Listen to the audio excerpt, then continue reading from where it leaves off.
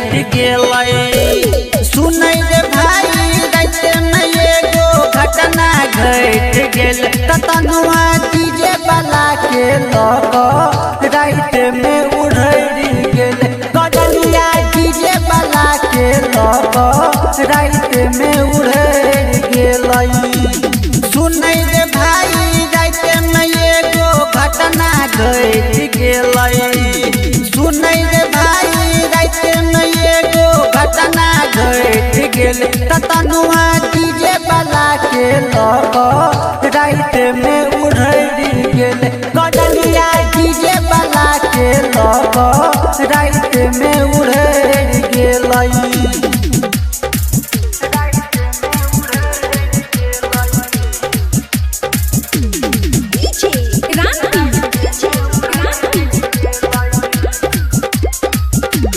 Recording by Dawan Recording Studio.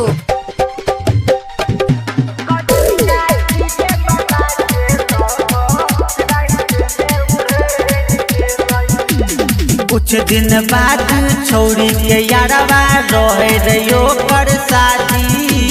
माई बाप के नाम हंसल कर दिलकै बर्बादी।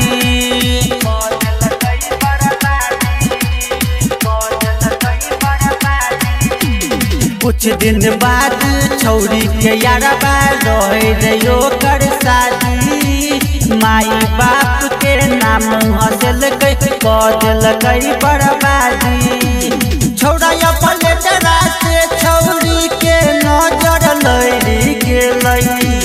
छौरा अपन डरा से छौरी के नजर लड़ि गेलै।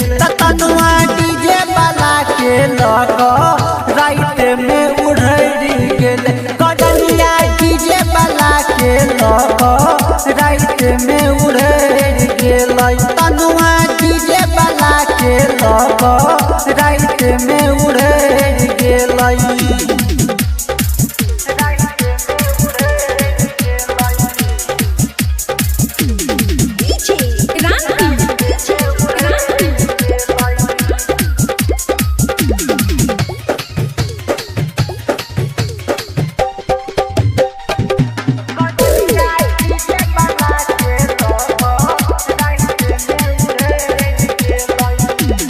टोला मोहल्ला में यह बात के खूबे छे भाई रे चर्चा।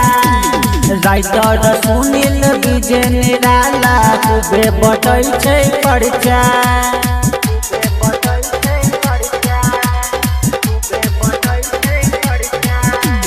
टोला मोहल्ला में यह बात के खूबे छे भाई रे चर्चा। राइटर सुनील विजय निराला खूबे बटै छै परचा।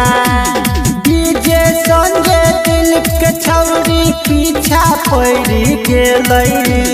डीजे संजय दिलीप के छौरी पीछा पड़ि गेलै। गजलिया डीजे वाला के लग रात में उड़ि गेलै। तनुआ डीजे वाला के लग रात में उड़ि गेलै। गजलिया डीजे वाला के लग रात में उड़ि गेलै।